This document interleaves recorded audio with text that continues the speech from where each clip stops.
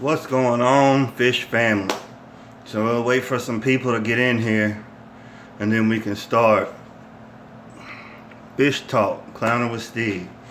So I'm gonna let y'all look at the Pantanal, and I got it set in thunder and lightning mode because I think it's real cool. So y'all can soak that in for a little while, and when people start to crowd in, we can get started. Get some of these giveaways going. So y'all go ahead and soak that up, and we'll start up here in just a second.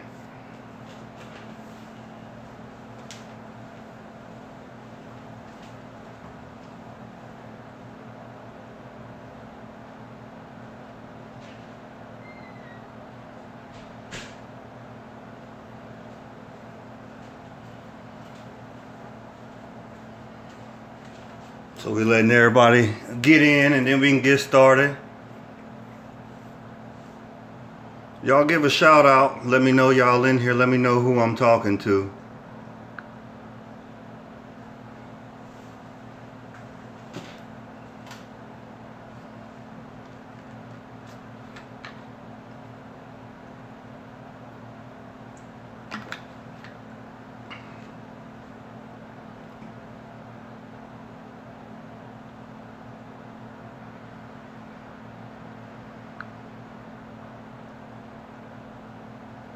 Now let me know if y'all let me know if y'all can hear me. Give me a thumbs up or something. Let me know if the audio is working, please. Like I said, if y'all just getting in here, got y'all on the Pantanal tank, and I got it set in thunder and lightning mode. It's pretty cool. So let me know if y'all can see it. Cool, cool, cool. I see a thumbs up.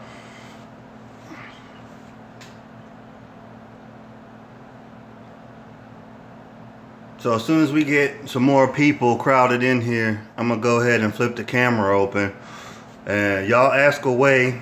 It's my first live stream, so gonna just be going over basic stuff. Anything you guys got questions about, you know, it don't have to be fish tank related. Tell me how your day was.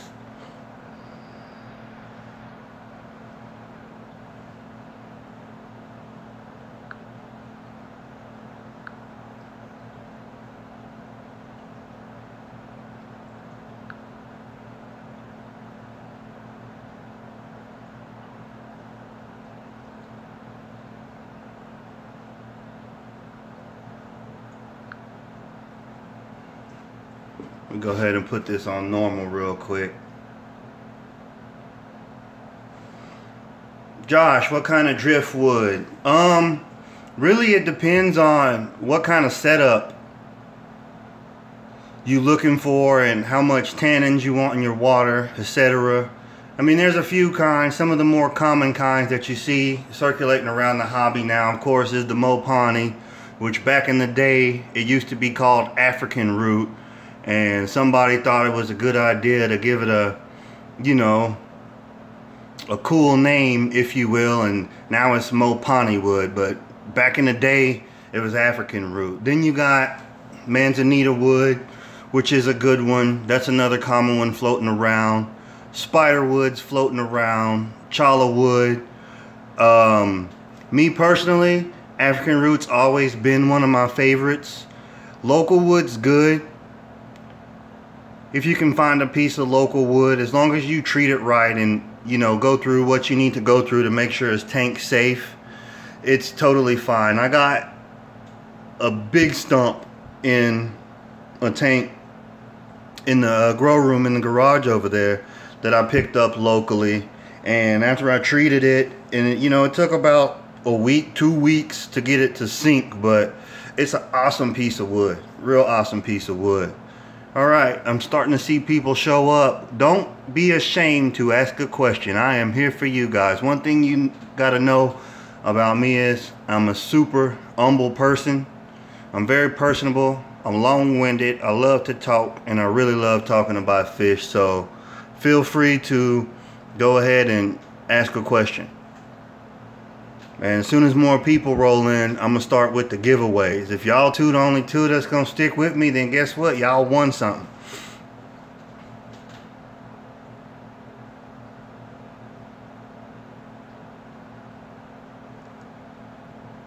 How y'all like that light? It's pretty cool, right? It's on thunder and lightning mode.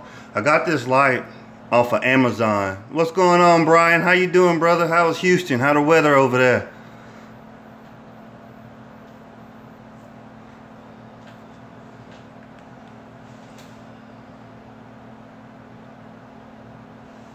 But no, I was saying I got this light off of Amazon, and it's a Finex knockoff. I mean, everybody's on name brands. It's called Viva Grow. Yeah, I feel you. I see you, Brian. It's called Viva Grow. I'm gonna show you the remote. It's a Finex knockoff. Nah, dude, it totally it's like a mood setter. I mean, I'm gonna go through some of the modes for you to see. It doesn't mess with the fish at all. Like, I mean, fish live in the water when it's lightning outside, and it's really a cool effect. So you got that one. You got a sunny day. You got a cloudy day. Right? And then you got, that's the lightning one, my bad. Here's a cloudy day. And then you got nighttime, the moonlight. And then you can set it in different modes. You know, that's 1, that's 2.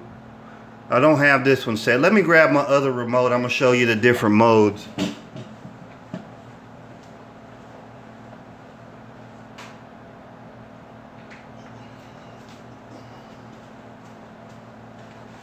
Yeah, it's full spec, Brian. It's full spec. I mean, straight up, it's a Finex knockoff.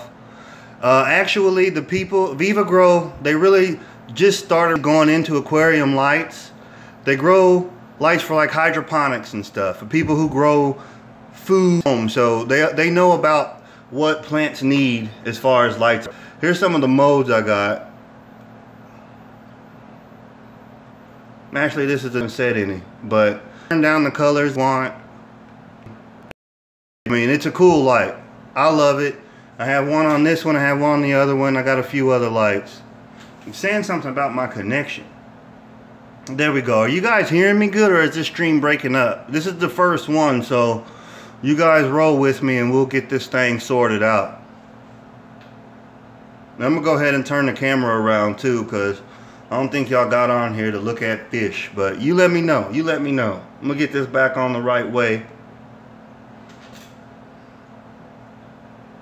Yeah, I see that. Okay, okay. Let me see what's going on with the signal.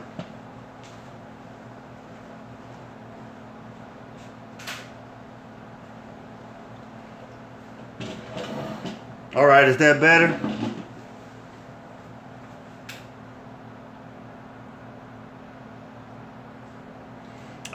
Brian, I'll leave a link in the description after this video uploads, but shipped to the house, it cost me, I want to say under 60 bucks, but it's on Amazon. Matter of fact, let me grab my tablet. I'll look it up for you.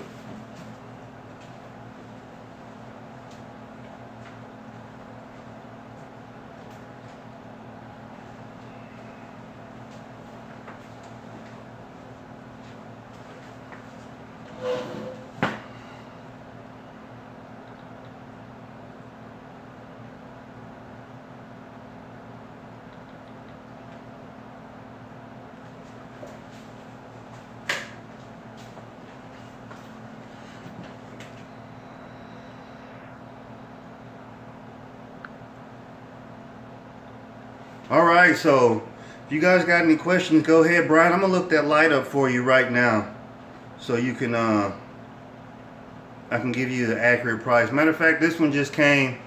What's going on, Rob? Check the shirt out.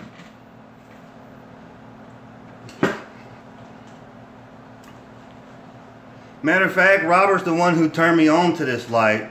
So if you missed out, Rob, I was just telling people, I was showing off the Viva Grow light in the thunderstorm mode, and it's pretty sweet. I think it was like 60 bucks or whatever, something to that effect. And it's not expensive at all for a 48-inch light. It's like less than $60, way cheaper than Finex. You ain't gonna pay $100 and something.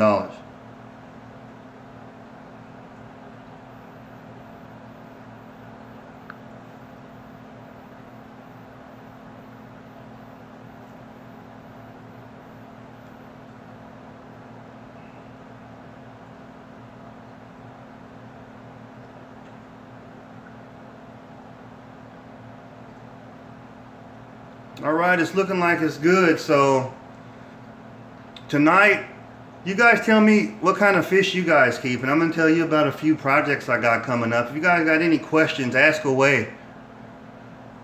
Yeah, 49, thank you. 49 bucks, Rob. Thank you for that. See, so yeah, under 50 bucks. And if you're Prime eligible, you can do the 2-day shipping. I never want to wait 2 days, so it comes in. And I threw the box away, but it's a pretty cool light. I like it a lot. But Josh, back to you and the driftwood.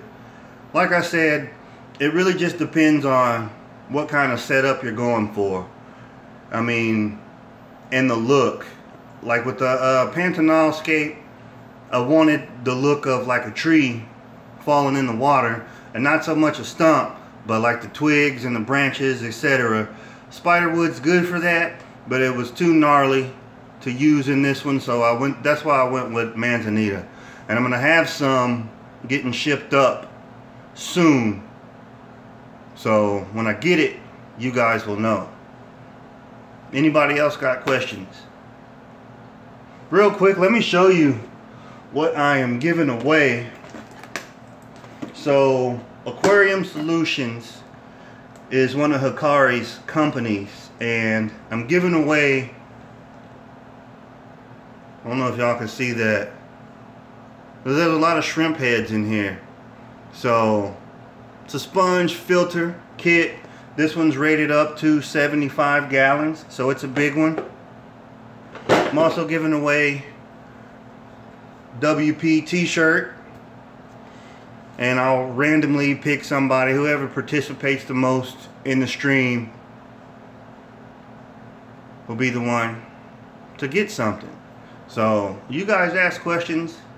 German blues, yeah, so it's hit and miss with German blues. Yeah, I still got the orb. German blues are yeah, I got shrimp too. German blues, they're not as easy as people make them seem to keep, but once you get it down, they're actually a pretty tough fish. They don't like hard water. They're real nicky about their temperature, and they're real nicky about their pH. Once you get, they don't like nitrates at all. They're really not tolerant of poor water. That's the best thing I can say about keeping rams. Once you get your water on point, then they're pretty resilient.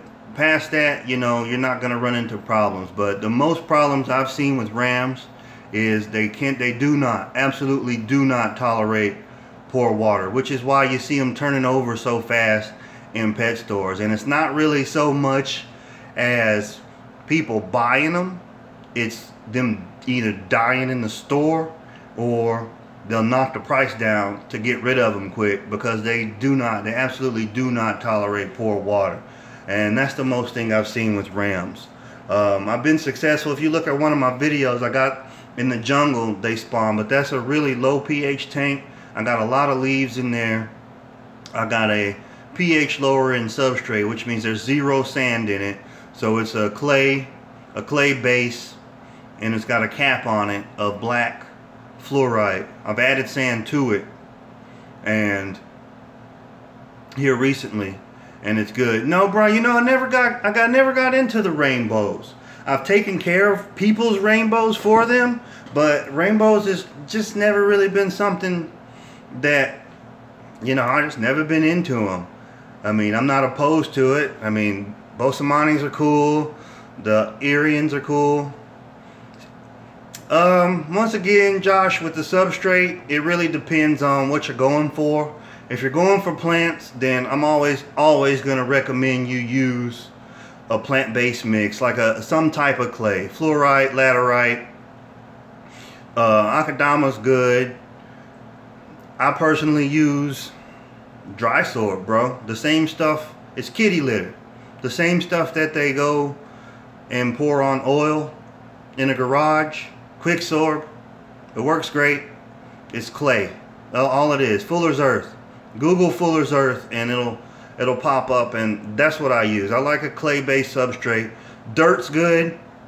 You know, I mean, I wouldn't really go and get dirt from outside. If you do, you can treat it. You can either nuke it in the microwave or pop it in the oven to kill off any unwanted that you could do. Or you could go get a potting mix, organic potting mix. The cheapest dirt usually is the best dirt because it doesn't have any fertilizers or anything like that in there. You don't want that in there. That's going to be a mess waiting to happen. You'll get an algae bloom, and that's a no-no. Cheap dirt. Cheap dirt. But dirt's good. Do your research on dirt. Dirt, clay bases, those are substrates I recommend. Gravel, BB gun size. Home Depot has it.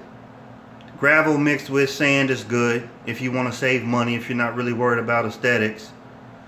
DIY root tabs. Back in the day, yeah, with the Osmocote, and I used Osmocote, vermiculite, and an ice cube tray with tank water, and the only reason I did that was to put them in the freezer, and I freeze them, stick them in the gravel, they melt, but it's, you know, you ain't got the little Osmocote pellets floating all over the place. But yeah, DIY root tabs are cool. Now I'm lazy and I ain't got time to do it, and I got a little more money than I did back in the day, so I just go buy the whatever, the Seachem root tabs, and I use them so infrequently that I can get away with buying the you know, the little bag they come in. It's like a dozen in a bag, and those usually work out pretty good.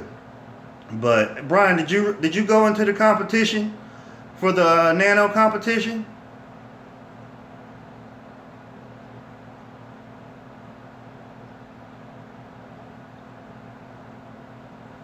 Cool. I'm rolling. So I did the micro Dutch, and I didn't do the classical Dutch. I did a Japanese hybrid Dutch, and it's coming along. Y'all will say it looked good, but in my opinion, it's a hot mess. Oh, that's right, Brian. You did do the dry start. I saw that. How is that working out for you? I'm not patient enough to do dry start, man.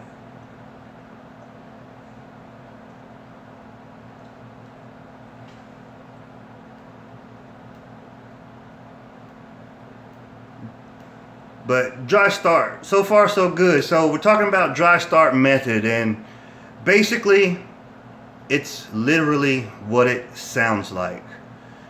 You plant your scape, you plant your plants, no water. Of course you're gonna moisten your substrate, so I would say you barely cover the gravel with water. You put just enough gravel in there, or water, I'm sorry, to keep them alive. Then you're gonna cover it with a membrane, plastic, saran wrap, something of that nature. If you ain't got no money, you can use grocery bags. What's going on, brother? How you doing? Everybody's starting to trickle in. Man, we just really just blabbing, really haven't got on the topic yet. You guys are running the show. Y'all ask questions, I'll elaborate. And if you haven't seen yet, giving away sponge filters and a shirt to random people. Whoever participates the most, basically. And we're just kind of hanging it out, chopping it up, seeing what we get into. But I was back to the dry start method. Just what I said, so like you cover it with whatever. BioOrb, Rob. The biggest one, the one I have is a 60 liter, and I think they have one size up from that on the BioOrb. They also came out with a new line that's pretty cool. I'm not paying for it, but it is sweet. Jump on their website. They're doing all kinds of stuff. But the classic that I have, that's a 60 liter, and I think that translates into about 16 gallons. BioOrb.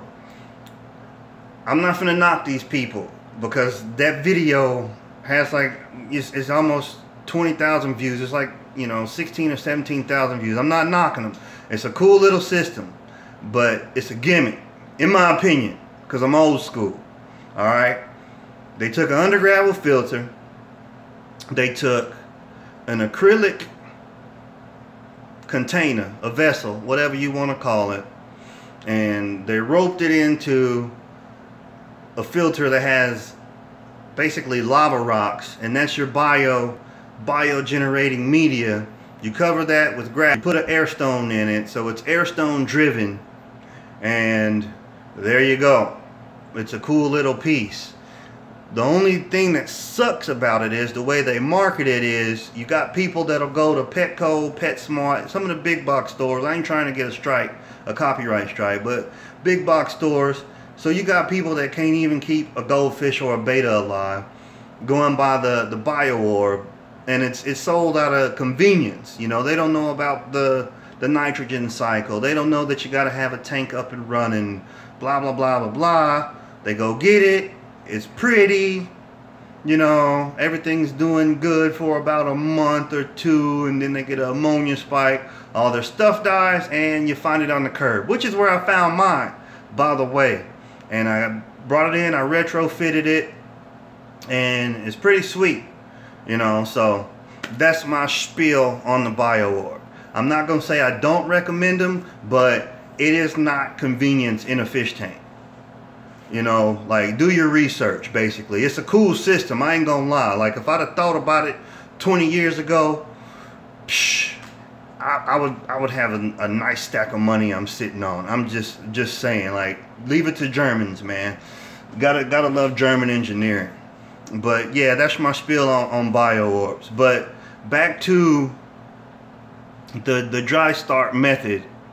That's basically it, you know. And it's cool because, yeah, I would say so. I would say so. Intermediate, beginner to intermediate. It's a cool little system, you know. But I learned about the dry start, and I do the same thing because I grow my own food, right? I grow tomato plants, lettuce, peppers, squash, you name it. And my mom taught me how to do that. So when it's cold still, but you want to get an early start on growing, you'll go get your plants. You'll put them in whatever you're going to plant them in. Put them in the ground, put them in your grow box, put them in a pot, whatever. And what she used to do is she would water it, and she wouldn't put it in the direct sun, but she wouldn't put it in complete shade either. And she would cover them with the bags. Hold up, I'm going to show you. I'm going to show you.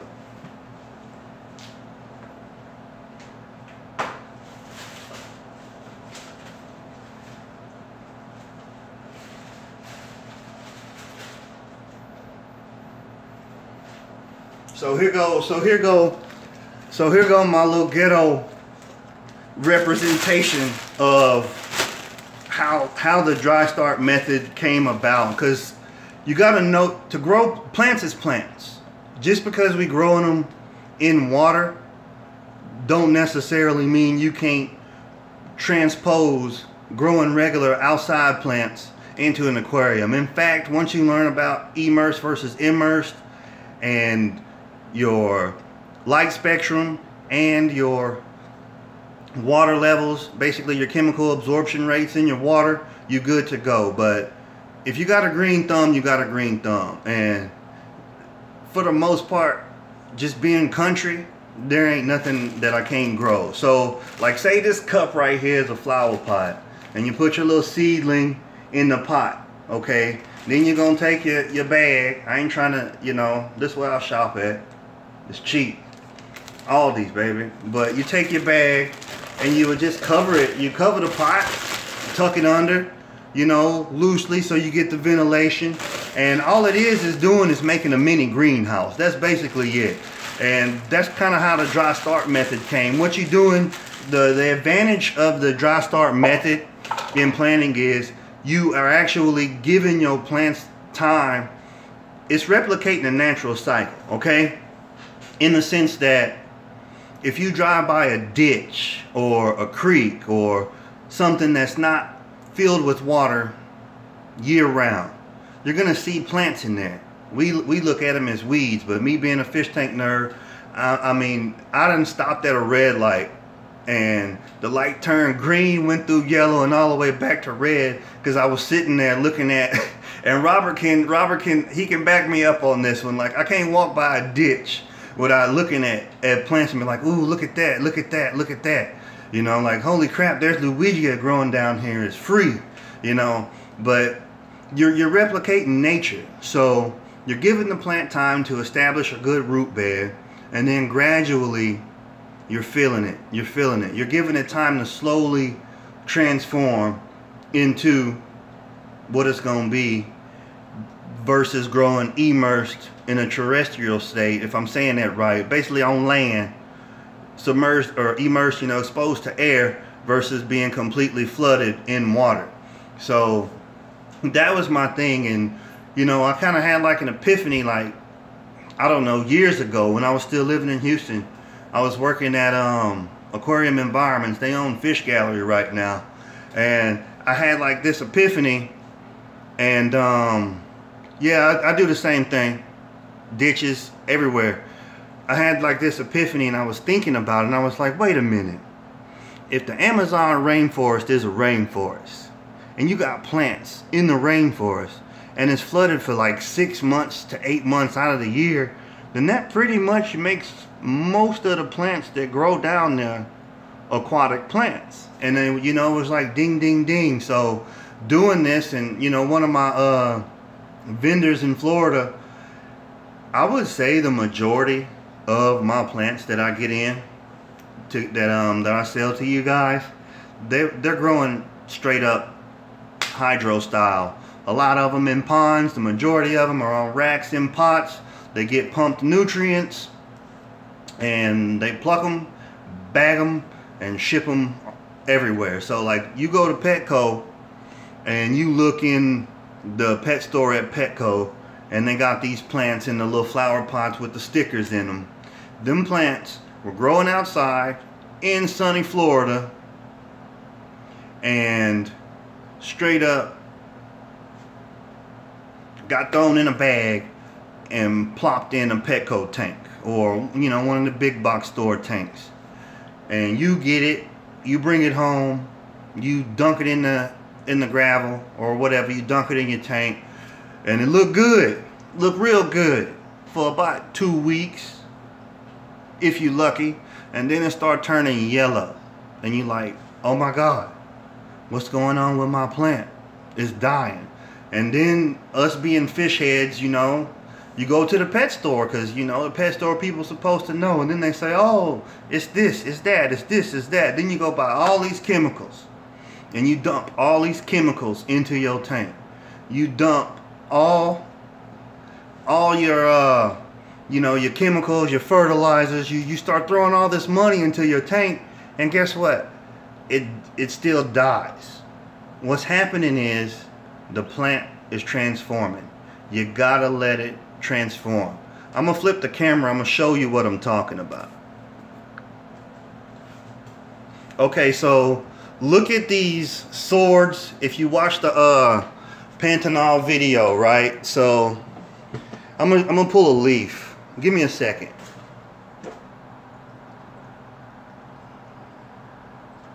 Here's a leaf that I trimmed earlier, so I'm gonna lay that down. I'm gonna lay it down right here. That's a fully transformed Echinodorus blairi leaf. Just a regular, straight up regular Amazon sword. That's a fully transformed leaf. Okay, I'm gonna show you what one look like that's not transformed. I got some here floating, and I don't know what I'm gonna do with them yet. So this is Echinodorus blairi, okay, and this is cool. So I get to now y'all, so y'all can see I ain't feeding y'all a line of BS. Okay, this plant was grown outside, right? And that's what the leaf looked like in this immersed form, basically. So it's exposed to air, it's doing its thing, it's growing in the mud next to the pond or the lake or the creek, whatever, and you know, it ain't flooded yet. So then boom, the rain comes and it starts flooding, and the leaves start to change. You see how this leaf is getting long and skinny, and soon, you know, when it grows out, it'll look like that big boy back there in the back. You know, and y'all gotta excuse me. I keep saying I'm gonna go get a camera. Like I said, I did not know the channel was gonna do halfway decent, and you know, I've been kind of lucky. It has. You know, I had some domestic setbacks, and you know, I kind of went into a quasi depression, and I was kind of like, you know, I ain't trying to do nothing but whatever, starting to see light at the end of the tunnel. So I'm getting back on it. I'm getting back on it, and I'm getting back on it strong. Life goes on, you know. Just because you get kicked in the nuts don't mean you got to stop doing what you're doing. You just get up and you keep on moving forward. But basically, that's what you see when you go to a pet store. And a lot of people, it discourages them from doing plants. So if you want to be successful growing plants, period, I recommend, thank you, Rob. I'm doing good, man. Like, all we can do is move forward. I'm doing good. Grow plants, period. I would recommend you go to like Home Depot, any kind of garden center. Like I'm in Virginia Beach, so we got like Taylor's, we got a few of them. And what they do is, when it's early, before the last frost, thank you, Brian, before the last frost, what they'll do is they'll put out some of the tropical plants and your tomato plants, your garden plants, and they'll be discounted because they don't know if it's going to get cold or not and kill them. So I always go buy my plants then, my outside plants, my peppers, tomatoes, whatever, everything. Grow some plants, grow some regular plants. And just go through the motions of watching plants grow, understanding how they grow, you know. And then you'll start to learn, okay, these plants are shade tolerant. These plants are full sun. You know, this is a perennial, this is an annual. And that'll give you your, your foundation to really branch off into understanding the physiology of how plants grow, how you cultivate a plant. And once you understand that, then you can go from there. So how does that really merge into what we talking about here? The majority of the plants, ferts, I'll get to ferts in a minute. Sit tight, I promise you I'll get to ferts. The majority, like every plant, especially these plants, I'm gonna flip. Y'all sit tight. Okay, look at these plants. I'm gonna just be flat out honest. So like you'll look on these websites, right? And they'll be like a true aquatic plant.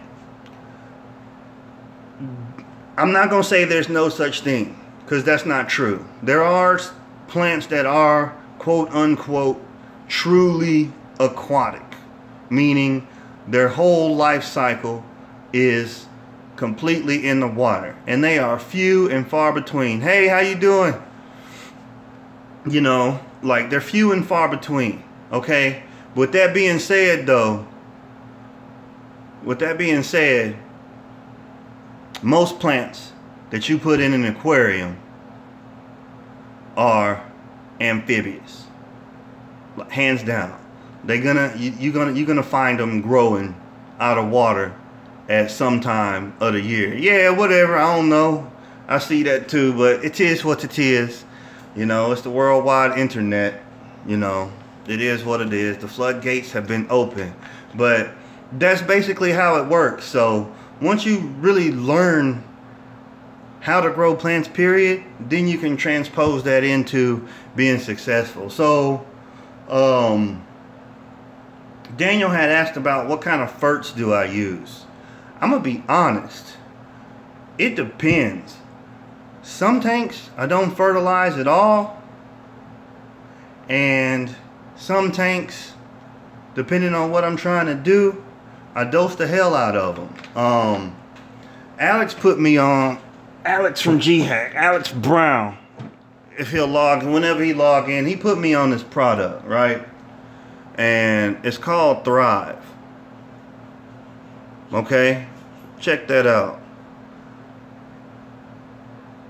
And this is a shrimp safe kind. This stuff is straight up liquid crack for plants. I don't never boost nobody product. If it work, I use it. I'll say it's good, blah blah blah. But no, like this is developed by a fish nerd, and this stuff is the truth. It's 1 pump per gallon, so 1 milliliter per gallon, and it's good. I use the Seachem line of stuff. I use their whole line, Excel, Flourish, etc. And then I use their other line, their Aqua Vitro line, when I when I want to mix and match with some of the macronutrients and micronutrients. But really and truly, what you want to do is you want to get them off to a good start along the lines of making sure that they have the basics: a good substrate, nutrients, CO2. If you'll notice, in a lot of my planted tanks I always have. That has always been one of my secrets to success. Absolutely, I'll put a link in there. Matter of fact, Alex in GHack, he is the one who turned me on to it, and he hooked it up with a coupon. But I can definitely put a link in after this video uploads. That way you guys can get a hold of it. Hey, what's going on, Kay?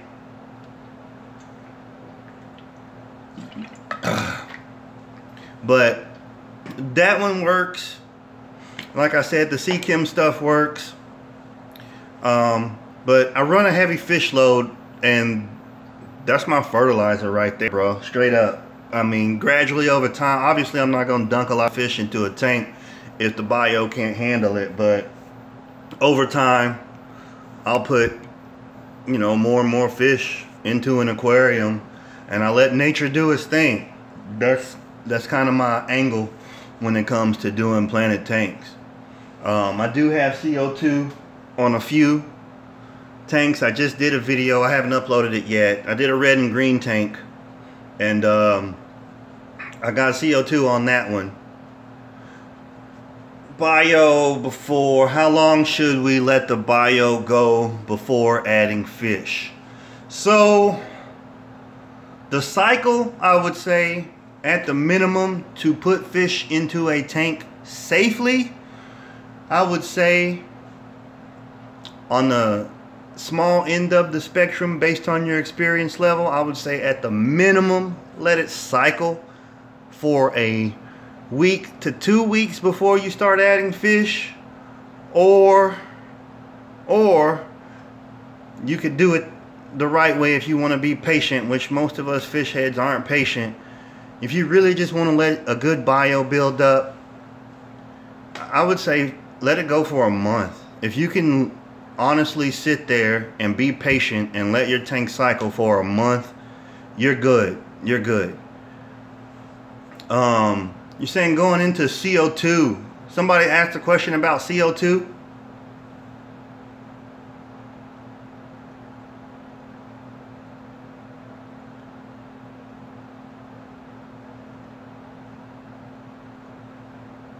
It's dead. Well, we get back to it.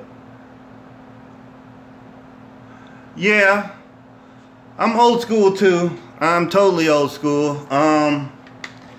And it is a trend. I'm gonna be honest. You know, I was talking to somebody about the hobby, right? And don't get me wrong, like, I started following Takashi Amano probably like 1997. I started following him. It was starting to creep up into Houston, and he did a lot of great things for the hobby. Great things. And I was talking to one of my guys earlier this week, and we were talking about how you get on YouTube, and y'all don't take me the wrong way. Matter of fact, please don't take me the wrong way, okay? Look, we were talking about how you get people and they get into the hobby, and you know, this is the World Wide Web, man. We got the internet now. You can YouTube anything. You know, I could rebuild an engine from YouTube if I got the tools, time, and enough money to buy people beer to help me. So you go on YouTube, you say, I want to plant a fish tank, and you click on the videos, and all these videos pop up of planted tanks, and they show these beautiful aquascapes with rivers and creeks and valleys and mountains and little mini bonsai trees and all that stuff. It's all fine and good, great. And you go out, you spend all this money trying to recreate what you see, but you don't have the first inkling on biology, the life cycle, the nitrogen cycle, how plants work, the physiology of water plants, light spectrums, etc. And you know, it looks great. You can't wait to take a picture of it and post it on Facebook. And in a month, when you get bombed with hair algae and green algae and bubble algae, you're like, screw this. You take the whole thing down and you're trying to sell it on Craigslist or Facebook. I see it all the time. Exactly. And I'm not knocking nobody, don't get me wrong. But what I'm saying is, you know, when this discussion came up is, the reason I started this channel is because the hobby is about people like us, okay? I don't have a 401k. I have a savings plan, but basically what I'm saying is I'm not retired. I don't have time to make love to my water all damn day. I don't have time to go and spend thousands of dollars on these beautiful rimless tanks and sit up there and check my CO2 saturation and check all these parameters. But I like plants, I like fish. There's no reason you can't do it. And I'm showing you guys that, yes, on the high end of the spectrum, that stuff is great if you got the time and the money and the knowledge to throw into this, you know. But it's all good, you know what I'm saying? You're gonna get cheap tanks, trust me, because people ain't patient no more. This is the society where everybody want instant gratification. You know, let me get that selfie, let me show y'all what I did, and have everybody validate me vicariously because of something I did. But what you don't see is, you know, 2-3 weeks later they tank a hot mess and they don't know what the hell to do. That's why the pet business exists. But what I'm saying is, they gentrified the hobby. Everything is like Starbucks now. You got all these yuppies. Yeah, I'm preaching now, so it's in. We like 42 minutes in. We might as well get to the nitty gritty. You got all these yuppies going out here paying people, okay? Don't get it twisted. They paying people to aquascape their tanks for them and do the maintenance, and they get to come home and enjoy it, which, hey, that's cool. If you like it, I love it. If you got it like that, you got it like that. But for the rest of us normal folks who got a 9-to-5 and kids to feed, bills to pay, etc., I'm gonna show you how to have, you can have just as nice. You can have just as nice. I promise you that. I've been doing this since I was 9. My birthday in May, I'll be 37. So you do the math. I done nuked a lot of stuff, and being broke, growing up poor, I had to learn how to think outside the box. So, you know, I jumped on YouTube and I was like, wait a minute, y'all sitting out here scaring these people, especially kids, and y'all got these people thinking it's not even worth it. And then you, on the one hand, you're showing them how beautiful and awesome it is, but you're not showing them how much work and money go into it.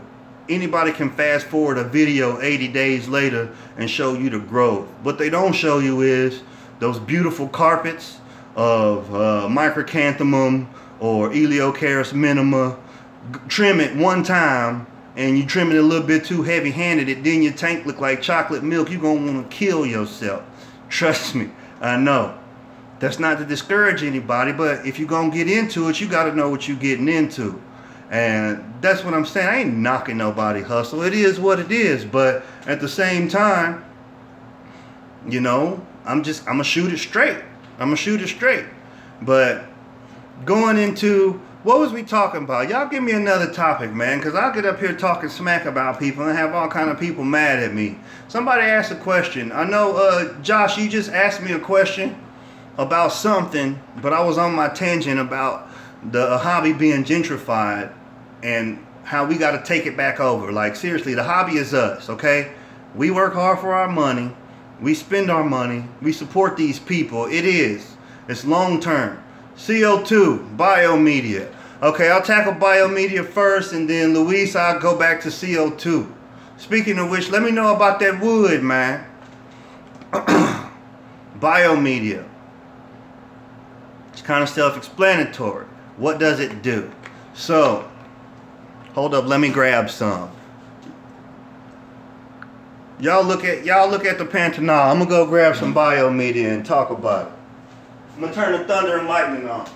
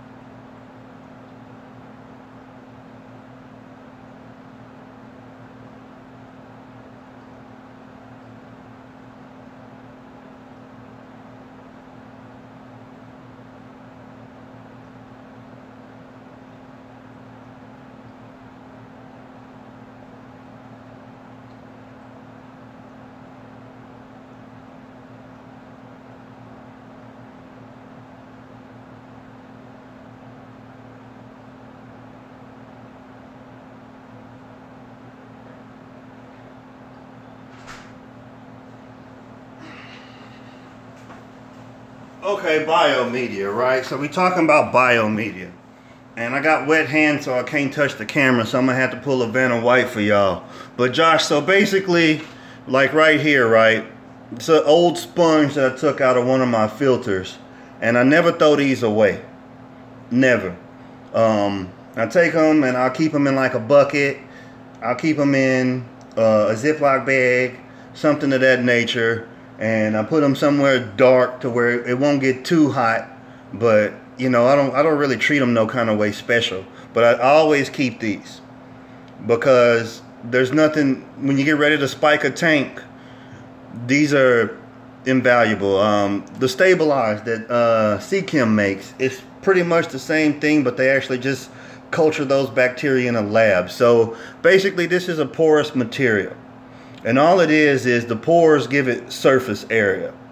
Inside the surface area is where your beneficial bacteria, microorganisms are going to colonize. So the more porous your media is, the more surface area. So like, as small as this sponge looks, the surface area is actually increased due to the fact that it's porous material. And basically what that does is it facilitates the colonization of your bacteria, and it keeps them growing. So with that being said, bacteria is a living thing just like anything else, and your colony is going to go through a life cycle. Yes, it reproduces, but what I'm saying is, so your bacteria colony, it'll go to a stage where you have anaerobic, bacteria, and you have aerobic bacteria. I'm not going to get too nerd on it, but basically ones that like oxygen, ones that don't like oxygen. Okay? And they breed, they multiply, they consume, they die, the cycle continues itself. What you're doing is you're doing what nature does anyway. And the best way to I'm trying to explain it without confusing nobody. The best way to explain it is refreshing the colony. There you go. So like when you take your sponge and you doing your bucket change, or you're doing a water change, and you put your sponge in there and you squeeze it a couple times, you're getting rid of a lot of the old bacteria, and you're making room for new bacteria to colonize, because even though this thing has a lot of surface area, it still has a finite amount of bacteria that it can hold. And when it reaches a critical capacity, then it can no longer be a benefit to you, and it actually slows your bio down. So that's one way to look at it. So this is an example. The same thing goes for the bio balls, the ceramic rings, filter pad. I like filter pad. I like poly. They're cheap. They got a lot of surface area, and they hold bacteria really well. And it's just, cheap ways of doing it. I'm not gonna lie, I didn't even take like a pillow. When you get ready to, everybody got their income tax money now. You get paid and you want to change all your pillows out. Don't throw them pillows away. I take those pillows, I cut them open with the razor blade, and I'll take all the stuffing out of them, and I put them inside a bag, like a grocery store bag, and I keep it. And that's straight up free poly. If you worried about, you can boil it if you want to just sterilize it. I don't even boil it. It's poly. You're going to use it to get bacteria. But I use that, and it works fine. Louis said something about CO2. What do you want to know about CO2? I mean, you probably got more expertise in CO2 than I do.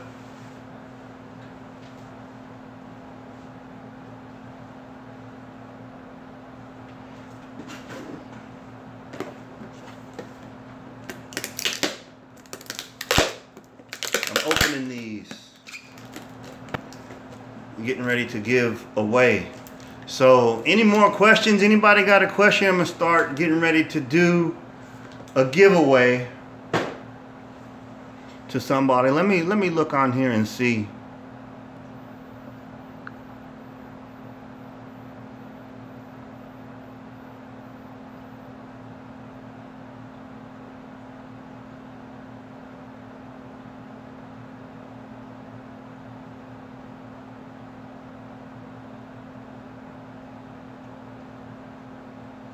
Is it worth using, in your opinion, CO2? Well, once again, I'm just going to be honest. Since you said my opinion, I'm going to say no. I'm going to just be, no, it's not worth it. The canisters, the regulators, filling them, what you get from CO2 is, the only thing CO2, in my opinion, the only thing CO2 does is cut time. That's it. It cuts time. That's it.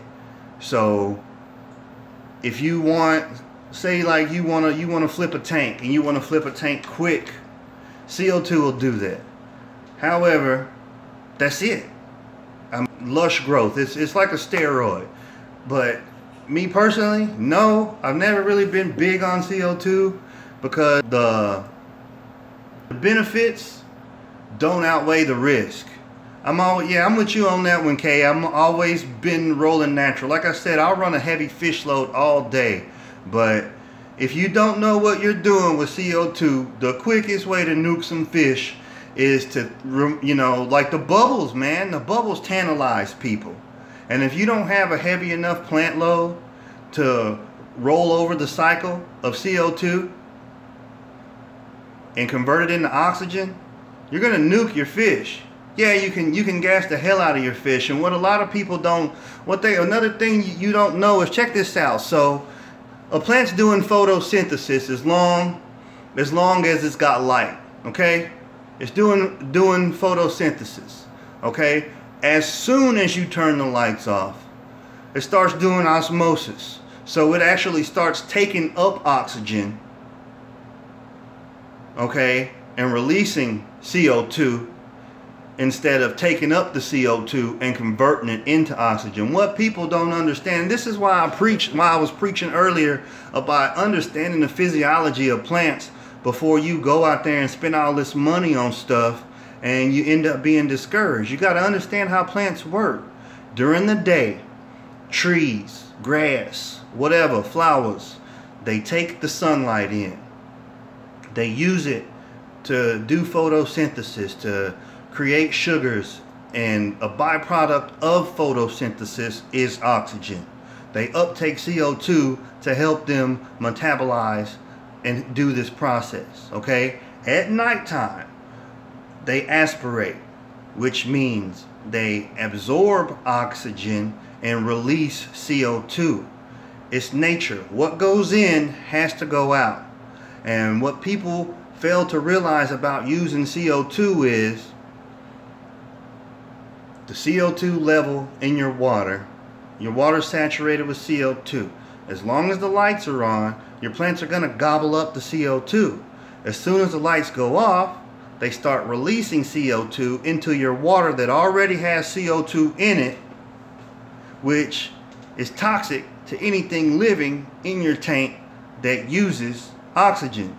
Which is why you'll see a lot of times in these cats that have tanks that they're dosing with CO2, either they have, and now I'm just fishing to give it out. I'm finna lay it on the line. I'm finna give the secrets of the trade.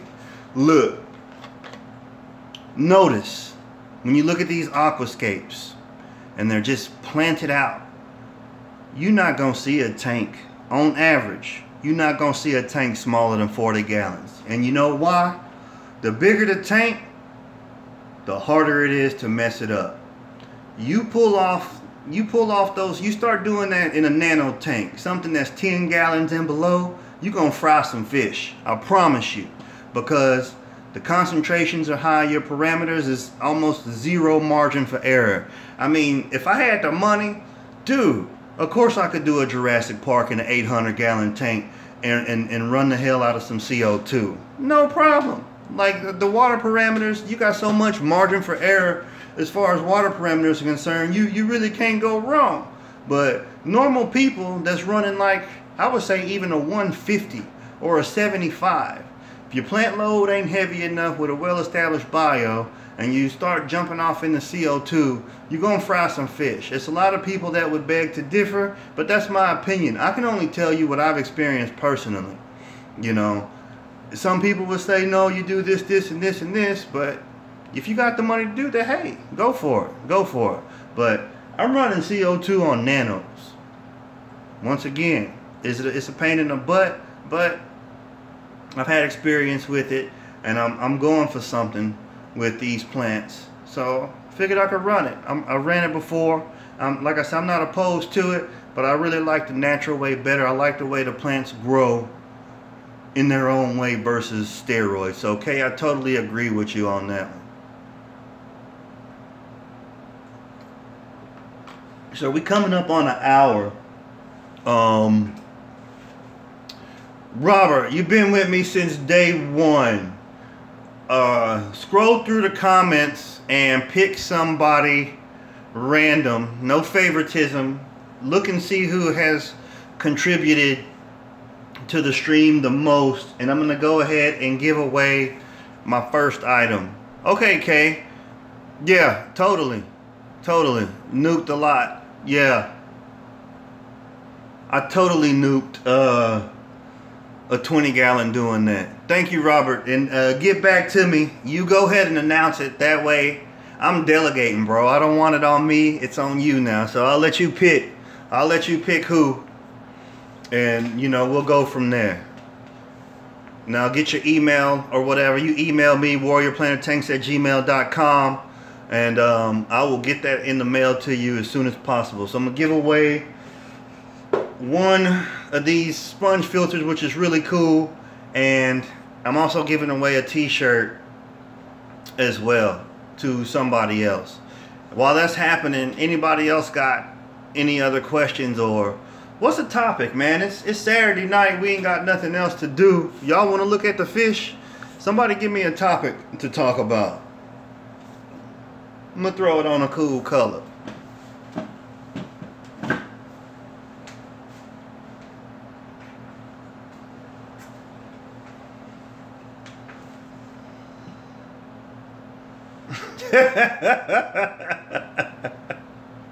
I know, right?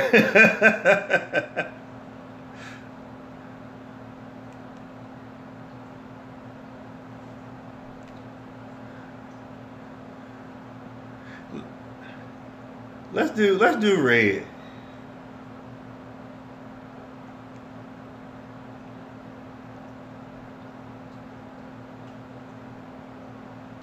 What made me start doing YouTube? Now that's cool. Okay, so I was at Petco, and I'm gonna call them out. I was at Petco on Janeth, right? And it was this kid in there. That's cool.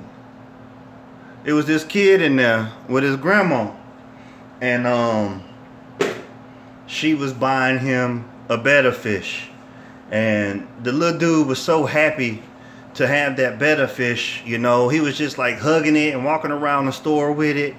And the lady, bless her heart, she was trying to ask the people in the store, you know, what do I need to do? How do I take care of it? You know, and they was just kind of like, it's just a beta, whatever, giving us some generic short answers. You know, it really, you know, and I hope no kids don't watch this, but it really pissed me off, you know, how they did that lady. So I watched that, and she was just distraught. All right, Josh. You know, she was distraught, and they went to go pay for it. And the last straw was, we was at the counter, and the lady was like, I have a few more stops to make. And are these fish going to be okay in the car? And the store person was like, oh, wow, yeah, whatever. They're tough, you know. But like, so on the one hand, it was showing me the attitude toward betta fish and how the industry, they exploit them. And betta fish, yeah, man, they're tougher than woodpecker lips. Like they live in ditches and rice paddies, for crying out loud. But nonetheless, it's a living creature, and too many of them get nuked for no reason. They're one of the easiest fish to take care of if you do a few small things, and also one of the most rewarding fish to take care of. So we at the cash register. Yeah, straight up. So we at the cash register, and she was asking them, if the fish was gonna be cool in the car, because she had a few more stops to make. And you know, they were like, you'd like, once again, giving us some generic random answers. And I was like, okay, I've had enough. This is BS. And I do this all the time. And I butted in, you know. So I butted in and I was like, ma'am, this is what you need to do to take care of this fish. And I told her what I do. And I also told her, yes, those fish will be fine in the car. As long as they ain't in there for a couple hours, you'll be fine. Matter of fact, I was like, can she have that box? There was a box behind the counter. I was like, put him in this box, put it in your trunk so he's not in direct sun, and he'll be totally cool. Yeah, I do too, man. I don't even care, man. I will piss off a pet store person in a heartbeat. I don't even care anymore, you know. And the lady was so happy that she gave me a hug, and she tried to give me some money, but I wouldn't take the money. She gave me like $10 off coupon. And yeah, I'm totally. I always do that too. I always do that. And I talked to the little kid and I was like, hey little man, if you got the internet, this is what I want you to do. I want you to get on the internet and I want you to look up your fish and I want you to read as much as you possibly can. And you keep reading and you keep reading and you keep reading. And you take care of him real good. You know, I told her she didn't have to buy the freaking bed of water that they sell with electrolytes in it, which is BS. All it is distilled water that they add electrolytes to. I was like, look, go to the supermarket, buy a couple 3-gallon jugs, you know what I'm saying, of spring water, because it has the minerals in it. Use that and you'll be fine. You want to change it, you know, once a week. If that's too much, at the minimum, make sure you change it at least 2 times a month and your fish is going to be fine. Don't feed it too much and you'll be good to go. And she was just so happy. But, you know, I got home and I was thinking about it. And then, you know, I watched the big names. You know what I'm saying? I ain't going to call nobody out, but I watch the big names. And I see what they trying to do. Hey, man. My focus with this is not to be a YouTube personality, okay? My personality, the rest of the world ain't ready for Steve. If you know me personally, you know that. I love you. I'll give you the shirt off my back in the snow, but I'm up front. I ain't going to candy coat it. I ain't going to pull no punches. So ain't nobody trying to get famous over here. I'm just being real. But I love this hobby. And I'm going to be real with you. Like, you know, it's kept me from depression. It's kept me out of the streets. It's kept me from doing a lot of stuff that I probably ain't had no business doing. And I met some cool people that's fish nerds and like they friends for life. I mean, I've been knowing people that I met just from chopping it up at the pet store, and I've been knowing them for over a decade. Robert, you a trip. You a trip. But you know what I'm saying? So that's where that's at with that.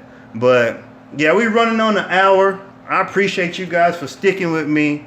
I gotta get these kids fed. Let me do one more giveaway. Robert, pick the next person. Josh, I got you.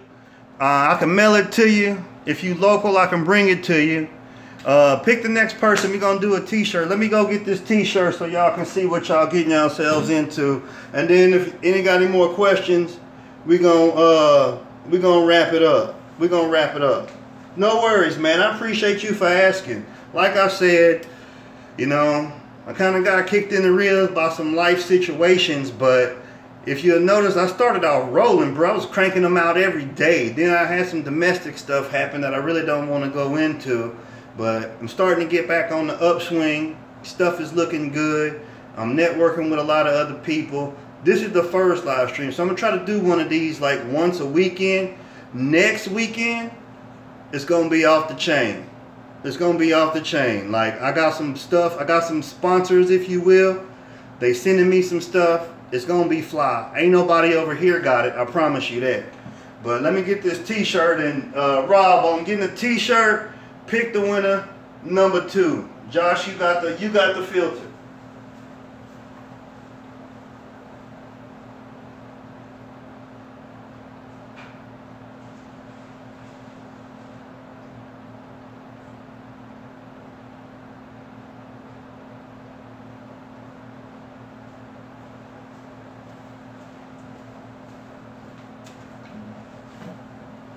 All right, that's what's up, Kay. Go for it. So I'm not gonna ask you your size on the internet, but that's it right there.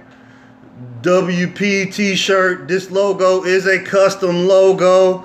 Got the Zulu warrior on there with the flames. You know what I'm saying? Because we trying to keep it tribal over here. It's a battle. You know, like if you a hardcore fish junkie, you know it's a war.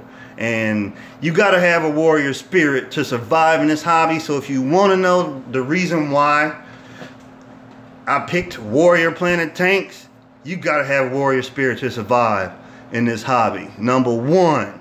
Number two, Warrior was the name of the first vessel that I did my service in the armed forces on, the USS Warrior. So like warrior has always been a special word, but yeah, like warrior spirit, you gotta have it, you know what I'm saying, to do it. 2 years in, keep going, it's only gonna get better. And like, you know how it is, like when we was kids, they didn't have nothing. And yeah, straight up, all day long, still in over a day now. But you know, they didn't have nothing. We didn't have internet and phones. I still remember like Yahoo Chat. You know, I remember, and like no BS, I remember. And this is the kind of stuff that pisses me off. I remember in Houston back in the day. Me too, Kay, same, 25. I remember back in the day, reefing was big, and it was the same thing. Damn, Robert, you aging yourself, bruh. You aging yourself.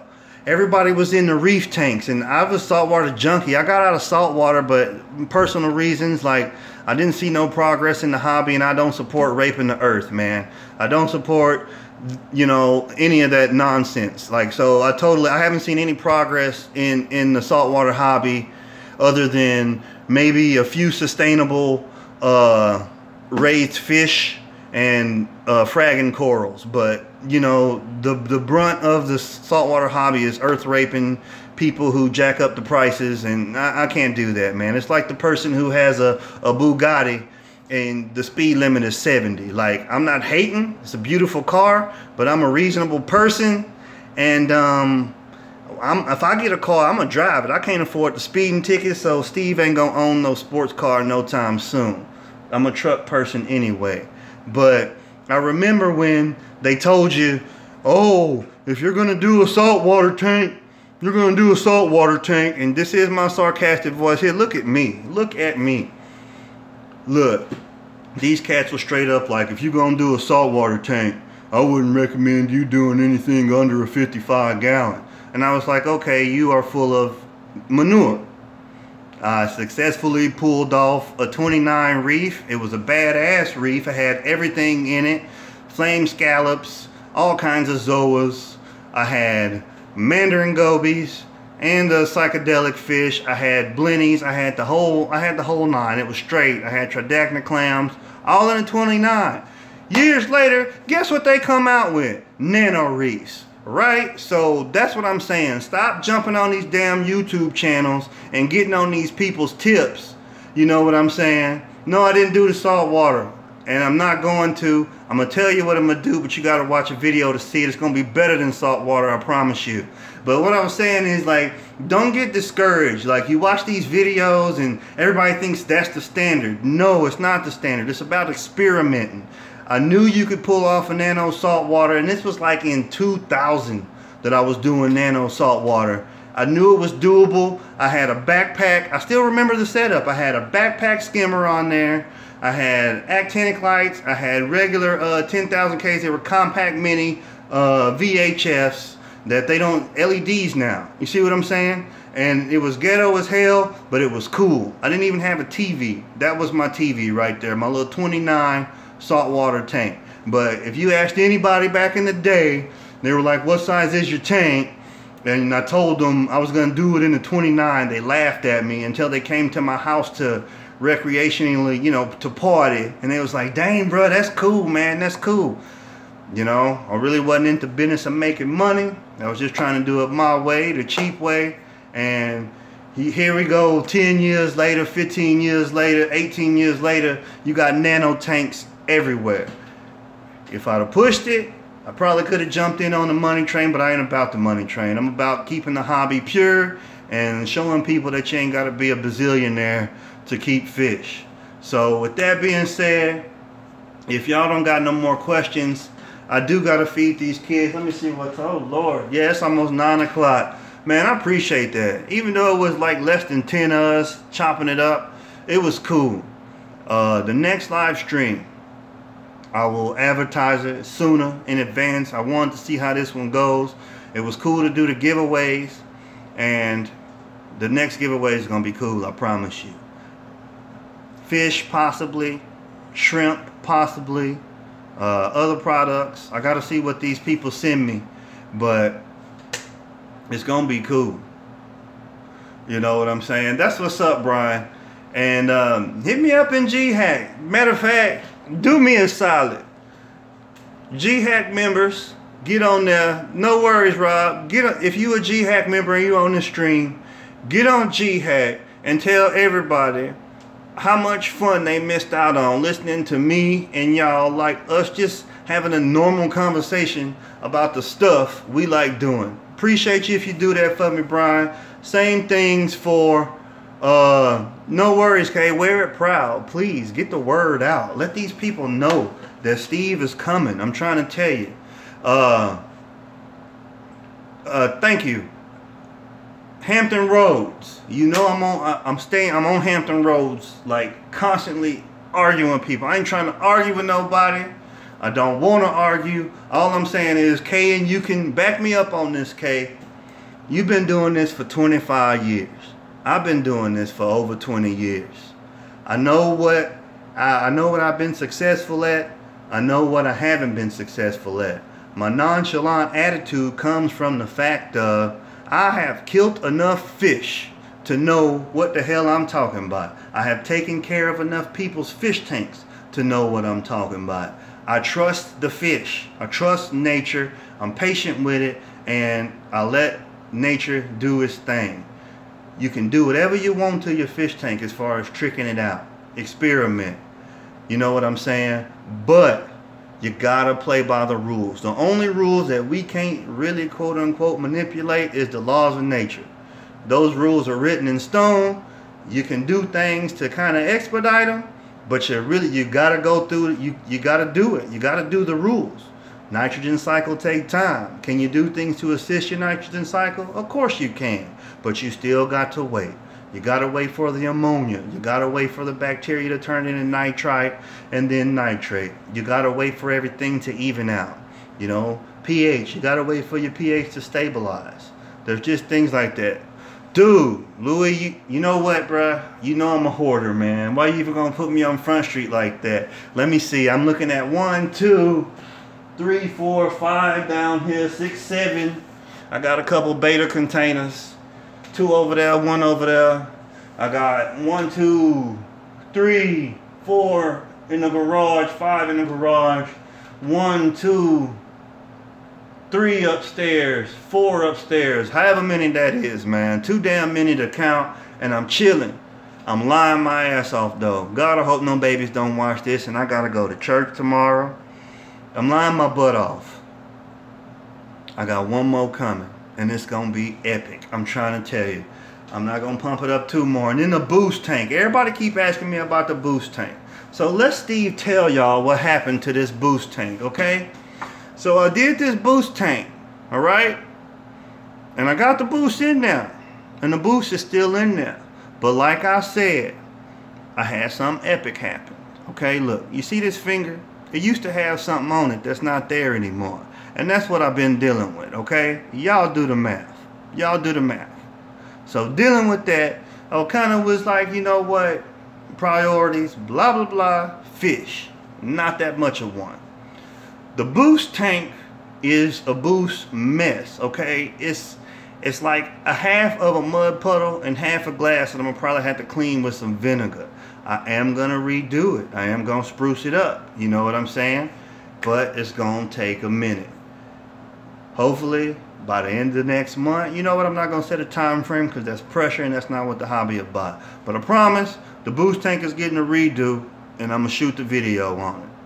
Yeah, it happens, bro. It happens. And you know how much money I put into that boost tank. Luckily, I was able to salvage some of the plants. Not so much the fish, but it's all good. So I really didn't lose out too bad. I still got the hardscape and everything. So really, if I lost anything, it was maybe $20 worth of fish, which sucks too, but we'll be all right. But with that being said, if y'all ain't got nothing else, we can wrap it up. I'm gonna show y'all a few tanks. Matter of fact, you know what? Let's feed some fish. Y'all wanna feed some fish real quick? Let me get a couple thumbs up if y'all wanna feed some fish, and then we'll go ahead and shut it down for the night.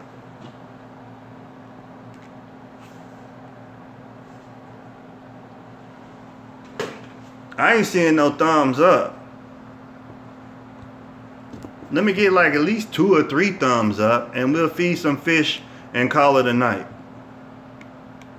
Cause I want y'all to see. All right, there you go. Click the thumbs up for me, and then too do the I don't know, man. Like, look on your phone, like mess with the screen or something, and give it a thumbs up. You'll figure it out.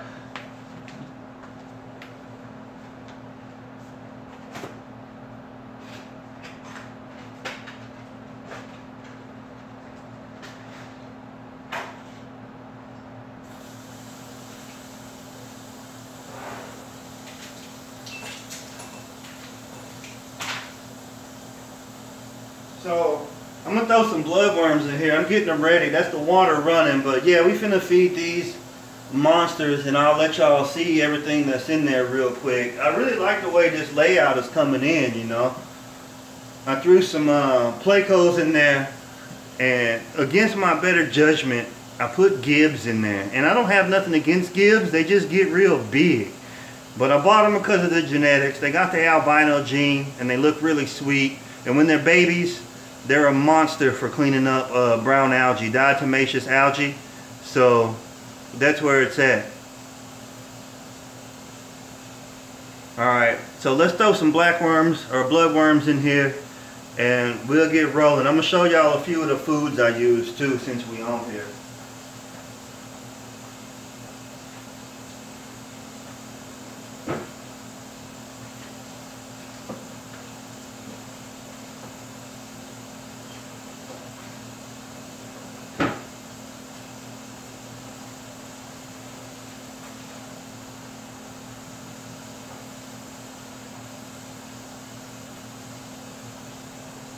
Okay, so we got bloodworms. Let me find my syringe.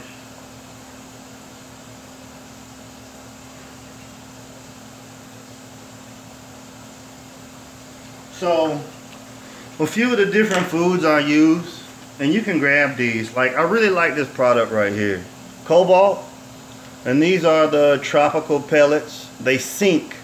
And I get the sinking pellets because I got a lot of tetras that are greedy. I got diamonds, I got Congos, I got Serpes over there, I got some Colombian redfin blues in there.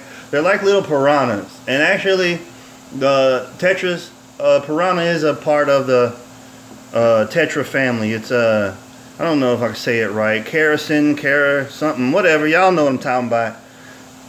But this is a good one. And I got a lot of loaches and corridoras that never get a chance to eat. I also got a bumblebee in one of these tanks, and I want to make sure they get some food, so I get the sinking pellet.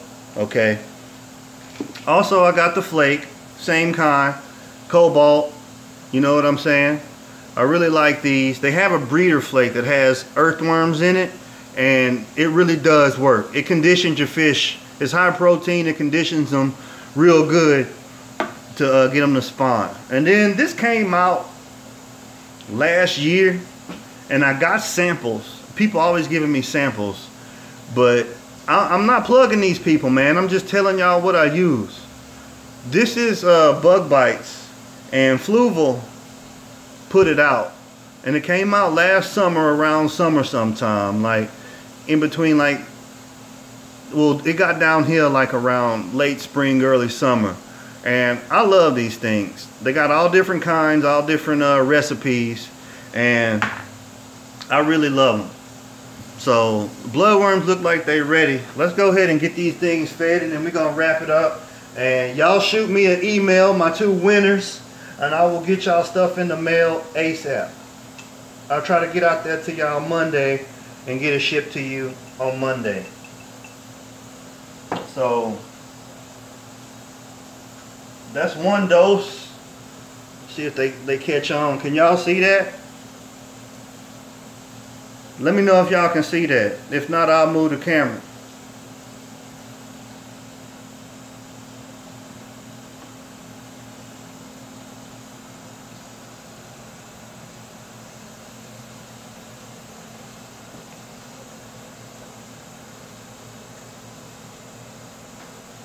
There they go.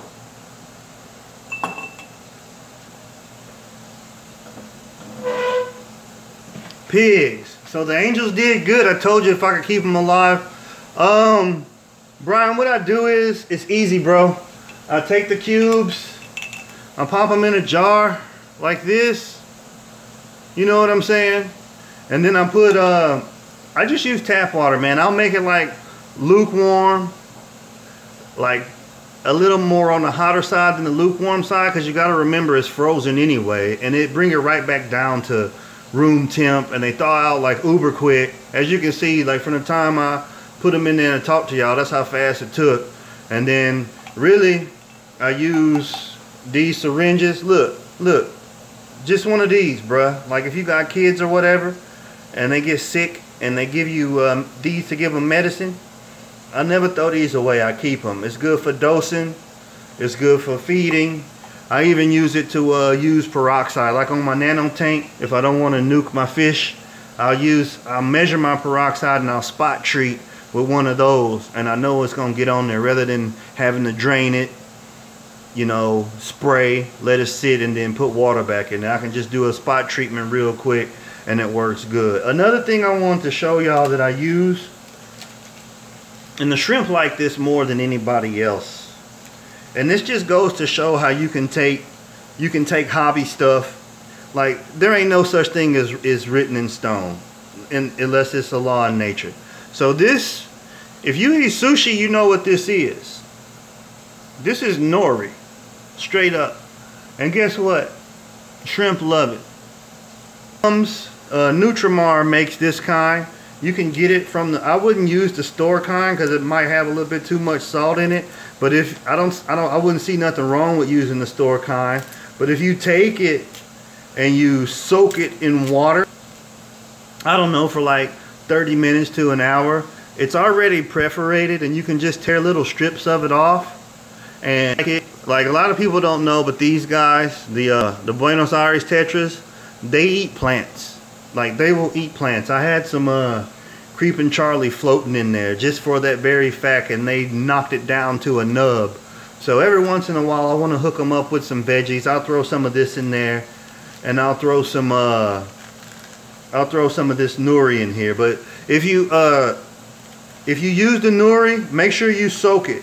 Make sure you soak it real good, and then less is better. It's really a treat, not a food. You know what I'm saying? But it's just something to supplement their diet with, and it's real good to use. But with that being said, we're running on 1 hour and 30 minutes, man. This was cool. No worries, Daniel, no worries. I appreciate you guys. I'm gonna go ahead and wrap it up. Y'all check me out on Warrior Planet Tanks. I'm about to put a video up. Y'all probably won't see it till tomorrow because my computer is ghetto, bruh. Like it's straight up like a 2000 something model Dell Inspiron. It's like a 531. So I got a ghetto computer, but I'm a fish nerd, not a technology nerd. But I promise I am gonna go get a camera. Oops, excuse me. Man, let me show y'all. I ain't playing. I'm a starving artist, man. Let me show y'all this setup, man. I ain't even ashamed. So I got a box, okay? I got a TV tray, and that's it. And then I got my cell phone on this tripod, but I think it worked good for a live stream. Like I said, I ain't here to entertain you. I'm here to educate you. I'm here to share knowledge with y'all because I love people and I love this hobby. You know, I ain't no knowledge hog, and I'm an humble person. If I don't know it, I'm going to tell you I don't know. You know what I'm saying? But yeah, I'm going to go ahead and wrap it up. Appreciate you guys. Thank you for sticking with me. I'm gonna let it roll. I'm gonna give it like 4 more minutes just because, but as y'all trickle out, you know, peace out. Thank you Josh. Thank you Jada Felix, Gary, Greg. I can't remember, man. I'm terrible with names, but you know I'm talking to you. And if y'all want to get y'all tanks shot, send me an email, man. Send me an email. I would love to come out there and let y'all show off. Like, this ain't about me. It's about us. It's about the hobby. This channel is for the people, by the people. We finna show everybody that it is okay to be normal. And you don't have to kill yourself if you ain't got enough money to go get, you know, one of them beautiful Starbucks gentrified yuppie style fish tanks. You know, we keeping it normal around here. But with that being said, thank you, Kay. I will be sending you a t-shirt. Y'all email me, and y'all have a good night. This is Steve from Warrior Planet Tanks. This was cool, man. I had a lot of fun. I'll see y'all later. Y'all be good. I'm out.